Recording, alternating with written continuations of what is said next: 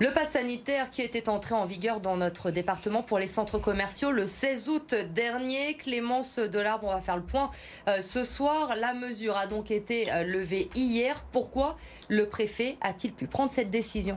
Car Elodie, nous sommes enfin passés sous la barre des 200 pour le taux d'incidence.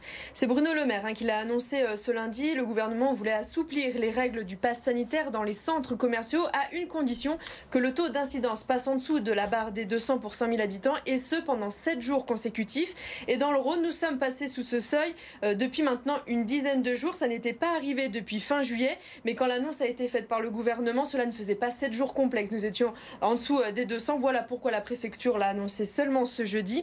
Mais attention, un retrait du pass sanitaire ne veut pas dire que tout redevient comme avant. Évidemment, les règles de distanciation et les gestes barrières sont toujours de vigueur. Et le port du masque également, toujours obligatoire dans les centres commerciaux, car même si la situation s'améliore, la crise n'est pas encore terminée, Clémence. Oui, le taux d'incidence reste tout de même élevé. Il est de 163, un chiffre qui diminue depuis la mi-août. Mais le Rhône reste toujours au-dessus de la moyenne nationale qui est de 128. Dans les hôpitaux, la pression hospitalière est passée en dessous de la barre des 50%, mais elle est toujours de 44%, avec 287 personnes hospitalisées, dont 84 toujours en réanimation.